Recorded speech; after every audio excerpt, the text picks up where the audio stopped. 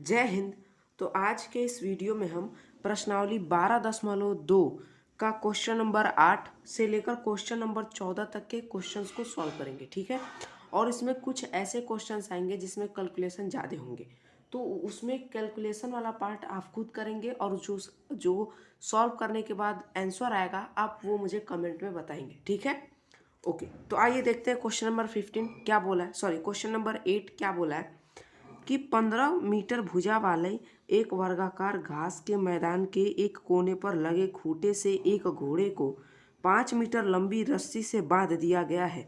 देखिए आकृति 12.11 ज्ञात कीजिए। पहला, मैदान के उस भाग का क्षेत्रफल जहां घोड़ा घास चर सकता है। दूसरा, चरे जा सकने वाले क्षेत्रफल में वृद्धि यदि घोड़े को 5 मीटर लंबी रस्सी के स्थान पर 10 मीटर लंबी रस्सी से बांध दिया जाए और पाई का मान 3.14 लेना है। ध्यान से देखिए, बोला है कि 15 मीटर भुजा वाले एक वर्गाकार घास का मैदान। अगर वर्गाकार बोल दिया है तो ये जो होंगे जितने भी इसके ये कोण होंगे सभी 90 अंश के होंगे, क्योंकि जो वर्ग की परिभाषा ही होती है कि चार भुजाओं से घिरी हुई बंद ऐसी आकृति जिसका प्रत्येक कोण 90 अंश का होता है तथा जिसकी सभी भुजाएं एक समान होती हैं। जिसकी सभी भुजाएं आपस में बराबर होती हैं या समान होती हैं, कुछ भी कर सकते हैं, ठीक है। तो अब चलिए क्वेश्चन पर ध्यान से पढ़ते हैं और इसको सॉल्व करते हैं। देखिए, अब देखिए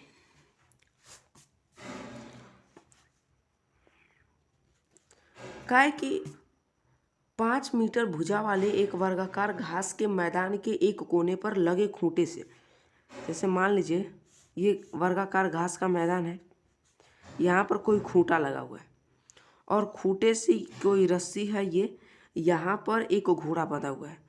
आप इसको घोड़ा ही मान लेना, कुछ आपको अजीब दिखेगा लेकिन घोड़ा ही आप मानिएगा, इसको घोड़ा ही समझ लीजिए। ये आपका एक घोड़ा है, कोई भी घोड़ा है, और कुछ इस तरीके से ये बना हुआ है आकृति जो इस तरीके से घास चर सकता है इतना एरिया। और ये जो रस्सी है ये है 5 मीटर। काय कि पहले पूछा है कि चरे जा सकने वाले क्षेत्रफल, मतलब 5 मीटर लंबी रस्सी है तो घोड़े द्वारा चले जा सकने वाला क्षेत्रफल क्या होगा।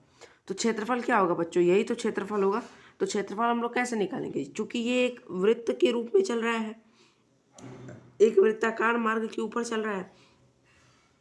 तो हम यहाँ से थीटा बटे 360 पाई आर स्क्वायर से हम इसका क्षेत्रफल निकाल सकते हैं। तो लिखेंगे 5 मीटर लंबी रस्सी द्वारा लंबी रस्सी से घोड़े द्वारा चरे जा सकने वाला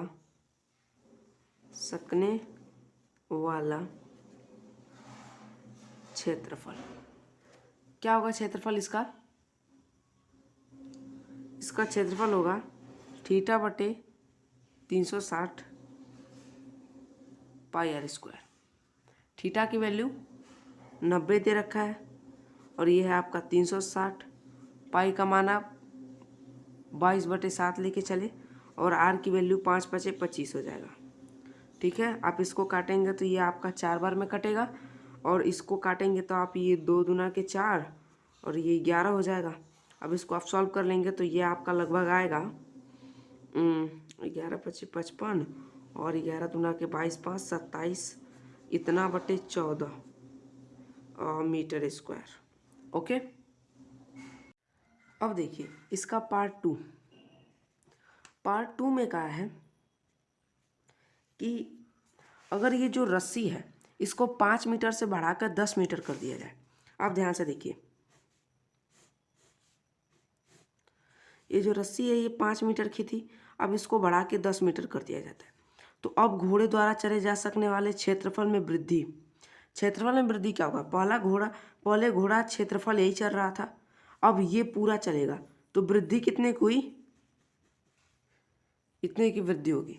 ये वाले हिस्से का अगर हम लोग क्षेत्रफल निकाल दें तो हमें ये मिल जाएगा कि क्षेत्रफल में वृद्धि कितनी होगी।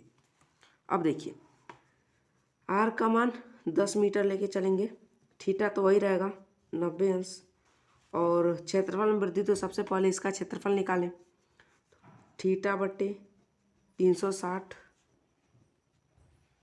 पाई आर स्क्वायर, और यहाँ से थीटा का मान 90, ये होगा 360, पाई का मान आप 3.14 और आर स्क्वायर, आर का मान 10 है तो ये हो जाएगा 100, ये 1/4 हो जाएगा।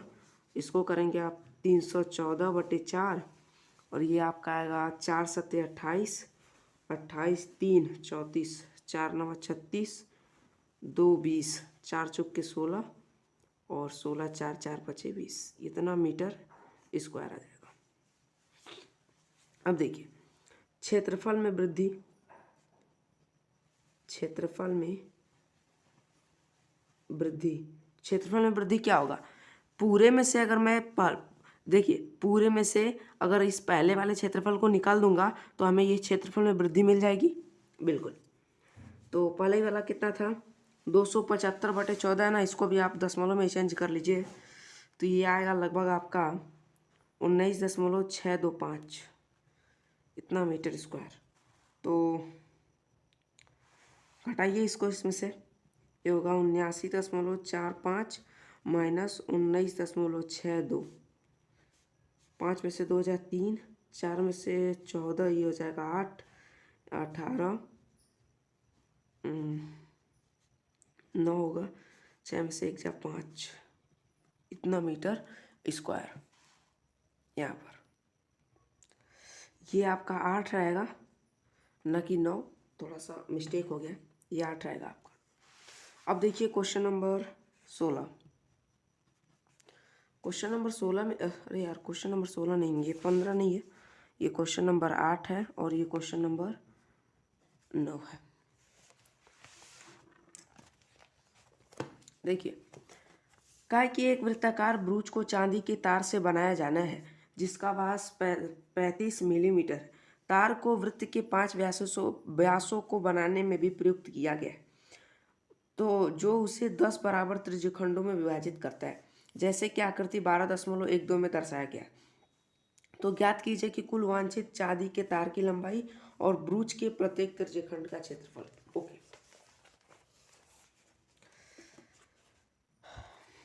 ध्यान से देखिए क्वेश्चन नंबर 9 में ये आपका एक फिगर बना है, ऐसे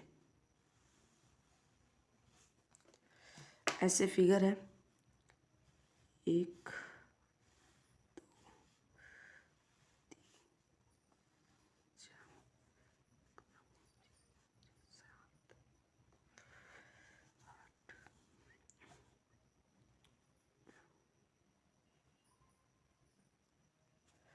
ये हो गया। अब देखिए क्या है कि पहले क्वेश्चन में बोला है कि कुल वांछित चांदी की तार की लंबाई, कुल वांछित चांदी की तार की लंबाई, कुल वांछित चांदी की तार की लंबाई क्या होगी। ध्यान से देखिए, ये जो हमने वृत्त बनाया है ये भी हमने चांदी से बनाया है, और इस अंदर के ये जो 5 व्यास हैं इनको भी हमने चांदी के तार से ही बनाया है। तो इसमें कुल कितना चांदी यूज होगा। तो सबसे पहले आप अगर इस वृत्त की परिधि निकाल दो तो हमें इस वृत्त को बनाने में कुल कितना चांदी लगा है मुझे वो मालूम चल जाएगा, और इसके अंदर के जितने व्यास हैं इनको भी तो हमने चांदी से ही बनाया है।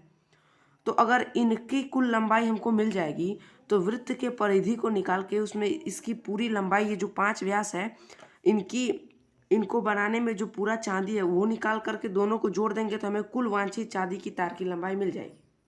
ठीक है, तो अब आपको ओवरऑल समझ में आ गया होगा कि इस क्वेश्चन में हमें करना क्या है। ओके, अब मैं इसको सॉल्व करना चालू करता हूँ। देखिए वृत्त की परिधि, सबसे पहले कुल वांछित चांदी की तार की लंबाई में हम लिखेंगे वृत्त की परिधि प्लस 5 गुणे व्यास की लंबाई, और वृत्त की परिधि आपकी फार्मूला क्या होता है 2 गुणे पाई, पाई का मान 22/7 आप लेके चलिए, क्योंकि क्वेश्चन में कुछ का है नहीं, तो आप 22/7 लेके चलिए। और आर का मान क्वेश्चन में क्या है 5 जिसका 35 है, तो ये हो जाएगा आपका 35/2 प्लस, और व्यास कितने हैं 35 के हैं, तो ये हो जाएगा 5 गुणा में 35। ठीक है, तो ये हो जाएगा 5, ये होगा कट जाएगा, ये आपका बचेगा 110 प्लस ये आपका आएगा 175, जोड़ेंगे तो हो जाएगा ये आपका 285 मीटर। ठीक है, सेकेंड पार्ट में बोला है कि ब्रूच के प्रत्येक त्रिज्यखंड का क्षेत्रफल क्या है। ध्यान से सुनिएगा, ये कहा है कि ये जितने त्रिज्यखंड है इनमें से हमको किसी एक का क्षेत्रफल आपको बताना है। क्षेत्रफल आप बता लोगे, कैसे बता सकते हो, एक तो हमें ये जो व्यास है इनकी लंबाई हमको मालूम है 35 मिलीमीटर, तो हम इनकी त्रिज्या निकाल लेंगे 35/2, ये आपको त्रिज्या मिल गया। अब किसी तरीके से इनके बीच का कोण मुझे मिल जाए तो मैं θ/360 पाई r स्क्वायर से इसका क्षेत्रफल हम निकाल सकते हैं। लेकिन यहाँ पर एक प्रॉब्लम है, हमें थीटा क्वेश्चन में डायरेक्टली दिया नहीं है, हमें इनडायरेक्टली गिवन है। क्या दिया है कि ये जो जितने ये खाने हैं ये 10 खाने बने हुए हैं। ठीक है, और यहाँ पर ये जो टोटल एंगल बनेगा वो बनेगा 360 का। ध्यान से सुनिएगा, टोटल एंगल 360 का बनेगा, और ये जो प्रत्येक है वो 10-10 के हैं। तो अगर मैं 360 में 10 से भाग दे दूं तो मुझे ही पता चल जाएगा कि ये एंगल कितने का है। तो ये जो एंगल होगा वो होगा आपका 36 अंश का। ठीक है, यहाँ पर हमको थीटा का मान कितना मिल गया 36 अंश, आर का मान 35/2 मीटर। त्रिज्यखंड का क्षेत्रफल हम लोग निकाल सकते हैं, लिखेंगे त्रिज्यखंड। अब त्रिज्यखंड मत लिखिए, यहाँ पर लिखिए ब्रूच के प्रत्येक त्रिज्यखंड का क्षेत्रफल। ब्रूच के प्रत्येक त्रिज्यखंड का क्षेत्रफल क्या होगा भाई, θ/360 पाई r स्क्वायर। थीटा का मान 36 है और ये होगा 360, पाई की वैल्यू आप 22/7 रखेंगे, आर स्क्वायर 35/2 गुणा में 35/2, ये 5 बार में कटेगा और ये आपका कटेगा 10 बार में, ये 11 और क्या बच रहा है। ठीक है, इसको आप सॉल्व करिए तो ये लगभग आपका आएगा 11 × 33 और 55, 55 के 5 बचा 3 और 11 5 55 5, 11 × 33, 33 3 33 5 38, ये गुणे 5 बटे में 10 गुणा में 2, इसको करेंगे तो ये लगभग आ रहा है आपका, इसको 5 से मल्टीप्लाई कर लीजिए, 5 5 25 के 5 2 5/40 2 0 4 5 15 4 19 बटा में 10 गुणा में 2, ये करेंगे आपका 190.5/2। इसको और सॉल्व कर लीजिए तो आपका आएगा 2 9 18 और 18 1 19 10 2 5 10 2 दूना के 4 और 2 5 10, इतना मीटर स्क्वायर, ये आएगा 95.25 मीटर स्क्वायर ब्रूच के प्रत्येक त्रिज्यखंड का क्षेत्रफल। ठीक है, ओके। देखिए क्वेश्चन नंबर 10, काय की छतरी में 8 ताने हैं जो बराबर दूरी पर लगे हुए हैं। देखिए आकृति 12.13 छतरी को 45 सेंटीमीटर त्रिज्या वाले एक सपाट वृत्त मानते हुए इसके क्रमागत 2 तानों के बीच का क्षेत्रफल ज्ञात करना है। अच्छा ध्यान से देखिएगा, इस फिगर को आप मत देखिए, आप शायद इस फिगर से कंफ्यूज होंगे, आप इस फिगर को ध्यान से देखिए, इस फिगर को समझते हैं। इस फिगर में क्या है, क्या है कि ये छतरी के 8 ताने हैं, ओके, और ये जितने हैं ये 45 मीटर है इसकी त्रिज्या, व्यास आपका टोटल हो जाएगा 90, तो व्यास से मतलब नहीं है, त्रिज्या ध्यान से देखिए, तो त्रिज्या है आपका 45 सेंटीमीटर, और क्या है कि ये टोटल 8 खाने हैं, तो मुझे इसमें से किसी 2 क्रमागत तानों, ये एक ताना है और ये दूसरा ताना है, इन दोनों के बीच का क्षेत्रफल, मतलब हमें एक त्रिज्यखंड का क्षेत्रफल ज्ञात करना है। तो त्रिज्यखंड का क्षेत्रफल ज्ञात करने के लिए हमें 2 चीज़ें ज्ञात होनी चाहिए, थीटा का मान ज्ञात होना चाहिए और हमें आर का मान ज्ञात होना चाहिए। तो आर तो हमें क्वेश्चन में दे दिया, थीटा कैसे निकालेंगे, जो कॉन्सेप्ट मैंने इस क्वेश्चन में यूज किया था थीटा का वैल्यू निकालने के लिए, सेम वही कॉन्सेप्ट यहाँ पर यूज होगा, क्योंकि यहाँ पर टोटल जो एंगल बनेगा वो 360 अंश का बनेगा, और यहाँ पर ये जो टोटल खाने हैं वो हैं 8। अगर 360 में हम 8 से भाग दे देंगे तो प्रत्येक ये जो खाने हैं इनके बीच जो कोण बन रहा है वो हमको मालूम चल जाएगा। ठीक है, तो आइए क्वेश्चन नंबर 10 को देखते हैं, उसके बाद उसको समझते हैं और उसको सॉल्व करते हैं। ये मैं किसी एक फिगर को लेकर चल रहा हूँ, ऐसे है ना। देखिए ये आपको दिया है 45 मीटर, ठीक है, और ये हमको निकालना है, इसको आप मान लो थीटा। तो थीटा की वैल्यू कैसे निकालोगे, 360/8 कर देंगे तो आपका मान मिल जाएगा। तो काटेंगे तो 8 चौक के 6, 8 4/32, 32 4 40, 8 5 40, इतना डिग्री, ठीक है, 45 अंश होगा। और आर की वैल्यू 45 मीटर। अब मैं यहाँ से त्रिज्यखंड का क्षेत्रफल लिखूंगा।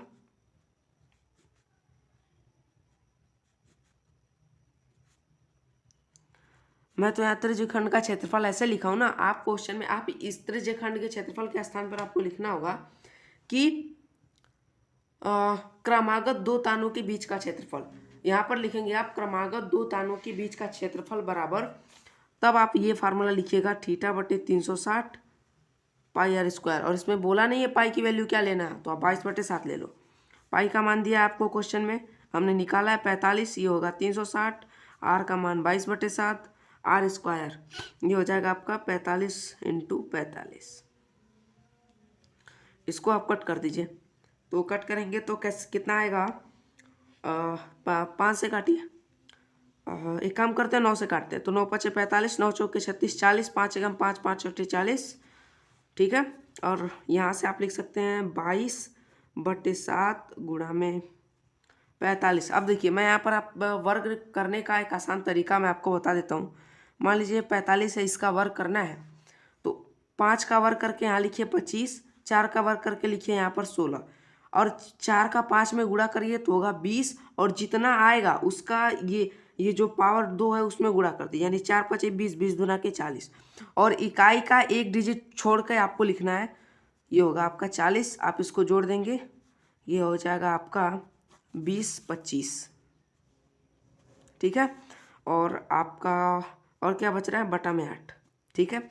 आप इसको सॉल्व करेंगे, जितना आएगा वही आपका सेंटीमीटर, उतना सेंटीमीटर में बात चल रहा है, तो ओके सेंटीमीटर², ये हो जाएगा आपका आंसर। जितना आएगा यहाँ पर आप लिख देंगे सेंटीमीटर², वही आपकी वैल्यू होगी। क्वेश्चन नंबर 11, देखिए क्वेश्चन नंबर 11 थोड़ा सा अच्छा क्वेश्चन है, ठीक है। एक मिनट, ओके।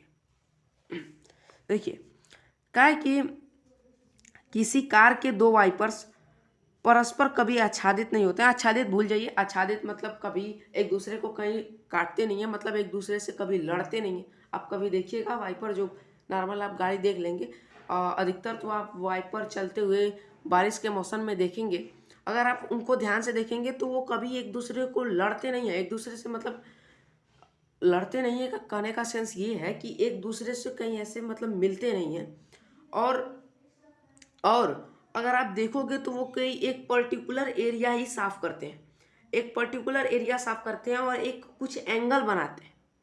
जैसे मान लीजिए ये आपका ये एक वाइपर है, तो पहले राउंड में ये कुछ ऐसे साफ करके इतना जाएगा, इसको ऐसे मिला दीजिए, यहाँ पर ये कुछ एंगल बनेगा, और इसी एरिया में ये बार बार साफ करेगा, दोनों एरिया में नहीं, उससे अधिक ना उससे कम, इतना ही एरिया में लगातार साफ करता रहेगा। ओके, तो क्वेश्चन में आपसे कहा है कि किसी कार के दो वाइपर हैं, कभी आच्छादित नहीं होते हैं, प्रत्येक वाइपर की पत्ती की लंबाई, ये जो पत्ती की लंबाई है वो है आपका 25 सेंटीमीटर। और क्वेश्चन में क्या बोला, क्वेश्चन में कहा है कि उनके बीच का कोण 115 अंश है, 115 अंश, और बोला है सफाई कर सकते हैं पत्तियों के प्रत्येक बुहार के साथ जितना क्षेत्रफल साफ हो जाता है वो ज्ञात करना है। कहने का इसका सेंस ये है कि पत्तियों के प्रत्येक बुहार के साथ, ये ब्लेड नंबर 1 है और इस एक ऐसी ब्लेड इधर भी होगी सेम लेंथ की, और वो भी सेम एंगल पर ही सफाई करेगी, उससे अधिक ना उससे कम। ठीक है, तो आप ध्यान से देखिएगा, गौर करिएगा। क्वेश्चन में बोला है कि पत्तियों के प्रत्येक बुहार के साथ, मतलब इस क्वेश्चन में कहा है कि दोनों पत्तियों द्वारा साफ किया गया जो टोटल क्षेत्रफल है वो मुझे बताना है। ओके, ठीक है। अब चलिए हम इसको सॉल्व करते हैं। तो आप ऐसे लिखिएगा कि पत्तियों की प्रत्येक बुहार के साथ साफ किया गया क्षेत्रफल बराबर, मैं सीधे लिख रहा हूँ, 2 गुणे थीटा बटे 360 गुणे पाई आर स्क्वायर। अब देखिए ये होगा 2 गुणे थीटा का मान 115 बटे 360, पाई का मान आप क्वेश्चन में कुछ नहीं बोला, 22/7 ले लो। आर स्क्वायर मतलब 25 गुणा 25, मैं डायरेक्ट लिख देता हूँ 625। अब देखिए, अब कहोगे सर आपने ये 2 से मल्टीप्लाई क्यों किया? ध्यान से सुनिएगा बच्चों, ये जो ये वाइपर है, जितना ये साफ कर रहा है, जितने एंगल पे साफ कर रहा है, जितनी इसकी लंबाई है, सेम लंबाई और सेम एंगल के साथ एक दूसरी पत्ती भी होगी जो यहाँ पर सफाई कर रही होगी, ऐसे सफाई कर रही होगी। ठीक है, वो भी कुछ एंगल बना रही होगी और सफाई लगातार कर रही है। क्वेश्चन में मुझसे बोला है पत्तियों के प्रत्येक बुहार के साथ, मतलब दोनों मिलकर कितना सफाई कर रही हैं वो मुझे ज्ञात करना है। तो एक का निकाल के उसमें 2 से मल्टीप्लाई कर दूंगा तो दोनों का मिल जाएगा, वही है। या फिर आप एक का अलग निकाल लीजिए, दूसरे का अलग निकाल के दोनों को जोड़ दीजिए, तब पर भी आपका आंसर सेम ही आएगा, अलग नहीं आएगा। ठीक है, ओके। अब आप इसको सॉल्व करिएगा, मैं यहाँ पर इसको सॉल्व नहीं करता हूँ, ये आपके ऊपर छोड़ता हूँ, जितना आएगा उतना यहाँ पर लिखिएगा सेंटीमीटर स्क्वायर। ठीक है, आइए क्वेश्चन नंबर 12 देखते हैं। क्वेश्चन नंबर 12 भी एक अच्छा क्वेश्चन है। देखिए क्वेश्चन नंबर 12 में क्या बोला है कि जहाज़ों को समुद्र के जलस्तर के नीचे स्थित चट्टानों की चेतावनी देने के लिए एक लाइट हाउस 80 अंश के कोण वाले एक त्रिज्य खंड में 16.5 किलोमीटर की दूरी तक लाल रंग का प्रकाश फैलाता है। समुद्र के उस भाग का क्षेत्रफल ज्ञात कीजिए जिसमें पहाड़ों की चेतावनी दिए जा सके। पाई का मान 3.14 यूज करना है। देखिए क्वेश्चन नंबर 12 देखिएगा बच्चों, मान लीजिए अगर ये कोई लाइट हाउस है, अगर ये कोई प्रकाश देगा तो इसका जो लाइट है कुछ इस तरीके से जाता है, इस तरीके से जाता है, और ये आपका ये जल स्तर है। और कहा है क्वेश्चन में नीचे स्थित चट्टानों की चेतावनी देने के लिए एक लाइट हाउस 80 अंश के कोण वाले, ये जो कोण है वो है आपका 80 अंश, और कहता है कि कोण वाले एक त्रिज्य खंड में, मतलब एक त्रिज्य खंड के रूप में 16.5 किलोमीटर तक, ये जो दूरी है ये है 16.5 किलोमीटर की दूरी तक प्रकाश, लाल रंग का प्रकाश फैलाता है, मतलब लाल रंग का प्रकाश फैलाता है। कहा कि समुद्र के उस भाग का क्षेत्रफल, मतलब ये वाला हिस्सा ज्ञात करना है, ये वाला टोटल एरिया। मतलब ध्यान से सुनिए, क्वेश्चन के कहने का मतलब है कि ये लाइट जहाँ तक जाती है, ये लाइट हमें कहाँ तक दिखा सकती है, जितना एरिया मुझे समुद्र के ऊपर ये लाइट हमें दिखा सकती है उसका क्षेत्रफल ज्ञात करना है। तो कैसे हम लोग ज्ञात करेंगे? सिंपल है, देखिए एक त्रिज्यखंड का रूप है और त्रिज्यखंड का क्षेत्रफल हम लोग जानते हैं, थीटा बटे 360 पाई आर स्क्वायर। देखिए एक ही फार्मूले पर थीटा बटे 360 पाई आर स्क्वायर, मतलब त्रिज्यखंड के क्षेत्रफल पे अब तक के 8वां से लेकर के 12वें तक के चारों क्वेश्चन एक ही कॉन्सेप्ट के ऊपर बेस्ड है। हाँ 13वां क्वेश्चन थोड़ा सा अलग जरूर है, लेकिन बाकी जो सारे क्वेश्चन हैं वो एक ही कॉन्सेप्ट पर आधारित हैं, तो आपको आसानी से समझ भी आ जा रहे होंगे। हाँ थोड़ा बहुत कैलकुलेशन है तो वो भाई आप कर सकते हैं, क्योंकि भाई सब कुछ तो नहीं करेंगे ना हम लोग, कुछ तो आपको करना पड़ेगा। अब देखिए इसको ऐसे ही लिख दीजिए, ठीक है, त्रिज्यखंड का क्षेत्रफल ये होगा आपका थीटा बटे 360 पाई आर स्क्वायर। थीटा का मान 80 है और ये हो जाएगा 360, पाई की वैल्यू आप रखेंगे 3.14 और आर स्क्वायर मतलब 16.5 गुणा में 16.5। याद रखना बच्चों, ये जो 16.5, देखिए ये जो मैंने ट्रिक बताया ये केवल 2 डिजिट के लिए ही मैंने बताया, मतलब जो भी संख्या होगी वो इकाई और दहाई के रूप में होनी चाहिए, ना कि 3 अंकों के रूप में। इस टाइप के क्वेश्चन के लिए ये जो नियम है नहीं लगेगा, ये जो ट्रिक है अप्लाई नहीं होगा। उसके लिए दूसरी ट्रिक है, लेकिन आप नॉर्मल मेथड से ही जाइएगा, गुणा बड़ा कराने वाले मेथड से ही जाइएगा, ठीक है। ओके, अब आप इसको सॉल्व करिएगा, जितना आएगा उसका यहाँ पर लिखिएगा, उतना किलोमीटर स्क्वायर, वही आपका आंसर हो जाएगा, ठीक है। आइए क्वेश्चन नंबर 12 देखते हैं, sorry question number 13। Question number 13 भी एक अच्छा क्वेश्चन है और बढ़िया क्वेश्चन है, सॉल्व करने लायक है। देखिए, काय कि एक गोल मेज पोस्ट पर 6 समान डिजाइन बने हुए हैं, जैसा कि आकृति 12.14 में दर्शाया गया है। यदि मेज पोस्ट की त्रिज्या 28 सेंटीमीटर है तो 0.35 प्रति वर्ग सेंटीमीटर की दर से इन डिजाइनों को बनाने की लागत ज्ञात कीजिए। और रूट में 3 की वैल्यू 1.7 यूज करनी है। देखो बच्चों कैसे ये सॉल्व होगा क्वेश्चन। और बच्चों लाइटिंग आपको ज़्यादा नहीं लग रही है, अगर मान लीजिए आपको लाइट थोड़ी सी कम लग रही हो या फिर थोड़ी ज़्यादा लग रही हो तो प्लीज़ बच्चों आप मुझे नीचे डिस्क्रिप्शन बॉक्स है उसमें आप नीचे कमेंट बॉक्स है उसमें आप बता दीजिएगा कि सर लाइट थोड़ी सी ज़्यादा है, इसको कम कर दीजिए, या फिर लाइट सर कम है उसको बढ़ा दीजिए। आप इन दोनों में से कुछ भी बताइएगा, मैं उसके हिसाब से देखूंगा, ट्राई करूंगा, ठीक है। ओके, और हाँ बच्चों, इसके पहले के जितने क्वेश्चन हैं 8वें से पहले से लेकर के 7वें तक के जितने क्वेश्चन हैं उन सबको भी मैंने करा रखा है, लिंक नीचे डिस्क्रिप्शन बॉक्स में होगी, वहाँ पर आप जाकर देख लीजिएगा, या फिर वीडियो में आप जाइएगा मेरे चैनल पर, चैनल में जाने के बाद प्लेलिस्ट का सेक्शन होगा, वहाँ पर जाइएगा, वहाँ पर देखिएगा मैंने क्रम से सभी चैप्टर्स के प्लेलिस्ट बना रखे होंगे, उसमें किसी प्लेलिस्ट में आपको ये वीडियो मिल जाएगी, ठीक है। ओके, अब देखिए क्वेश्चन नंबर 13 में कहा कि ये गोल मेज पोस्ट है, इस पर ये डिजाइन बने हुए हैं,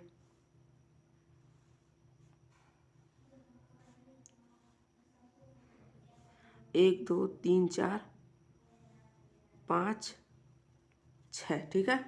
और ये डिजाइन है,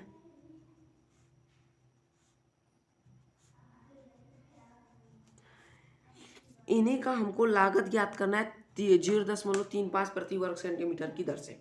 अच्छा देखिए बच्चे, क्या है कि त्रिज्या आपको 28 सेंटीमीटर दे रखी है, यहाँ से ये जो त्रिज्या है ये आपका 28 है, 28 सेंटीमीटर है, आप इस सबको मिला दीजिए, 28 सेंटीमीटर, सब 28 सेंटीमीटर। तो बच्चों हम इसको कैसे लगा सकते हैं। सबसे पहले हम इस त्रिज्य खंड के क्षेत्रफल में से इस त्रिभुज का क्षेत्रफल घटा देंगे तो आपको ये जो वृत्तखंड है यानी ये जो डिजाइन है इसका क्षेत्रफल मिल जाएगा, और जो एक डिजाइन का क्षेत्रफल आएगा उसमें 6 से मैं मल्टीप्लाई करा के पूरे 6 डिजाइनों का क्षेत्रफल निकाल लूंगा, और ये उसमें जब 0.35 से गुणा करा दूंगा तो हमें लागत जो है कुल लागत वो हमें मिल जाएगी। अब देखिए सबसे पहले हम इस त्रिज्य खंड के ऊपर चलते हैं, इसका नाम आप ओ दे दो और इसका नाम आप ए बी और सी दे दो। तो लिखेंगे त्रिज्य खंड ओ ए बी सी के लिए क्या होगा भाई, ओ ए बी सी के लिए क्या होगा थीटा का मान क्या होगा भाई, देखो 1 2 3 4 5 6 6 है, और टोटल एंगल 360 बटे 6 कर देंगे, ये आपका 60 आ जाएगा, मतलब ये जो एंगल बनेगा वो बनेगा आपका 60 अंश का। आर की वैल्यू 28 सेंटीमीटर, और क्या है दिया क्वेश्चन में, बस इतना ही है। चलिए अब इससे सॉल्व करते हैं। सबसे पहले मैं इस त्रिज्य खंड का क्षेत्रफल निकालता हूँ, तो इसका क्षेत्रफल होगा थीटा बट्टी 360 पाई आर स्क्वायर, थीटा का मान 60 रखेंगे, ये हो जाएगा 360 बाई, देखो पाई का मान कुछ नहीं है, आप 3.14 लेके चलो, गुणे आर स्क्वायर 28 गुणा में 28, ठीक है, ये हो जाएगा 1/6, मैं डायरेक्टली काट दिया हूँ, आप समझ जाइएगा, ये हो जाएगा 3.14 बट्टा में 6 गुणा में 28 का वर्ग। उसी मेथड से 8 8 64 और 2 दूना के 4, 8 दूना के 16, 16 दूना के 32, ये हो जाएगा 4 8 784। ठीक है, ओके।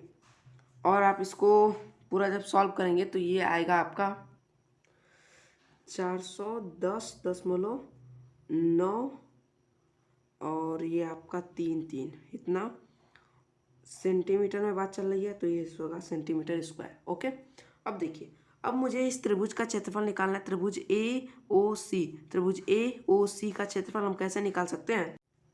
अब देखिए, इसको मैं लिखूंगा यहाँ पर त्रिभुज AOB का क्षेत्रफल बराबर 1/2 R square sine theta, 1/2 R square 784 sine theta यानी साइन 60, और साइन 60 की वैल्यू होती है करड़ी में 3/2, तो ये हो जाएगा आपका 784 गुणा में 1.7/4, और इसको आप सॉल्व करेंगे तो ये आएगा आपका लगभग 333.2 सेंटीमीटर स्क्वायर। ठीक है, ओके। ये तो रहा आपका त्रिभुज का क्षेत्रफल।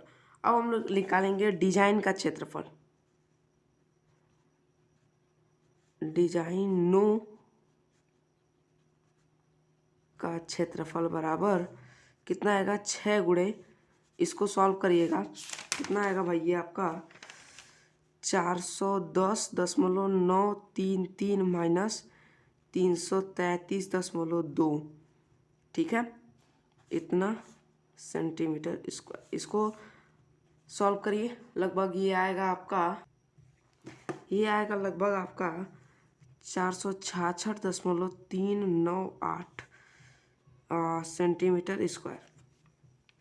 ठीक है, अब देखिए, ये तो 6 डिजाइन निकल गए। अब मुझे क्वेश्चन में कहा है कि प्रति वर्ग 0.35 रुपये प्रति वर्ग सेंटीमीटर की दर से इन डिजाइनों का हमको खर्च बताना है। तो हम लिखेंगे 0.35 रुपये प्रति सेंटीमीटर स्क्वायर की दर से कुल खर्च बराबर, ये आएगा आपका 466.398 गुणा में 0.35, 163.23 रुपये। ध्यान से देखिएगा, अगर आप इस आंसर को अगर आप NCERT का बुक से मैच करेंगे तो मैच नहीं करेगा। क्यों नहीं करेगा? उसका रीजन देखिए। रीजन क्या है? ये जो हमने पाई का मान 3.14 लिया है, इसके जगह पर हमें लेना है पाई का मान 22/7। अगर हम यहाँ पर पाई का मान 22/7 लेकर चलेंगे तो ये आपका आंसर मैच हो जाएगा। ठीक है, देखिए ध्यान से कैसे। आप यहाँ पर मैं इसको सॉल्व करता हूँ। आप इसका 28 का वर्ग तो होता है 784 बटा में, और गुणा में 22 लिखेंगे, और ये होगा आपका 7 गुणा में 6, और इसको अगर आप सॉल्व करते हो तो ये आता है आपका लगभग 410.06। ठीक है, अब इसको आप लेकर के सॉल्व करिएगा। अब आप इसको लेकर के जब सॉल्व करेंगे इतना सेंटीमीटर स्क्वायर, जब इसको सॉल्व करेंगे लेकर के, तब आपका आंसर जो है वो आएगा 162 समथिंग करके आ जाएगा, जो आपका NCERT के बुक में जो आंसर दिया है उससे मैच कर जाएगा। ठीक है, ओके। अब चलिए क्वेश्चन देखते हैं, क्वेश्चन नंबर 14, और इस प्रश्नावली का लास्ट प्रश्न है। इसके बाद अपनी ये प्रश्नावली जो है खत्म हो जाएगी, उसके बाद हम लोग अगले प्रश्नावली पर चलेंगे। देखिए, काय की त्रिज्या कैपिटल R वाले वृत्त के उस त्रिज्यखंड का क्षेत्रफल ज्ञात करना है जिसका कोण P है। देखिए, ये आपका एक वृत्त है जिसका जो त्रिज्या है वो कैपिटल R है। ये जो थीटा है वो है आपका P, ये जो थीटा की वैल्यू है वो है P। और क्या भाई, और क्वेश्चन में कहा है कि हमें इस त्रिज्यखंड का क्षेत्रफल ज्ञात करना है। त्रिज्यखंड के क्षेत्रफल का फार्मूला होता है θ/360 पाई आर स्क्वायर, थीटा का मान पी दिया है और ये हो जाएगा 360, ये होगा आपका पाई, आर का मान कैपिटल आर स्क्वायर। ठीक है, अब इसको आंसर को हम लोग मैच करते हैं। तो देखिए पहले वाला आंसर तो होगा नहीं, क्योंकि जो हमको इसमें आर चाहिए वो आर स्क्वायर के रूप में चाहिए और इसमें आर स्क्वायर के रूप में दिया नहीं है, तो ये तो पहले ही गलत हो गया।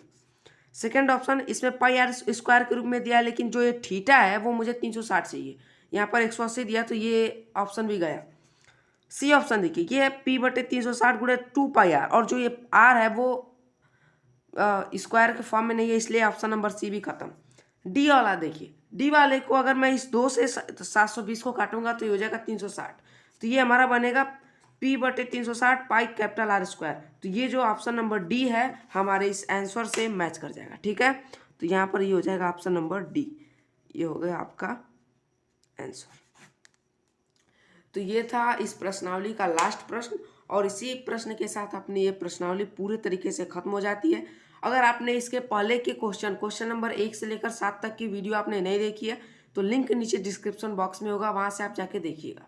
ओके, क्योंकि अगर आप 1 से 7 तक के क्वेश्चन आप कर लेते हो तो आगे के क्वेश्चन ईजी हो जाते हैं, क्योंकि आपने देखा ही है कि प्रश्न नंबर 8 से लेकर 12 तक के जितने क्वेश्चन आए हैं उन सब में एक ही कॉन्सेप्ट यूज हुआ था, त्रिज्यखंड का क्षेत्रफल।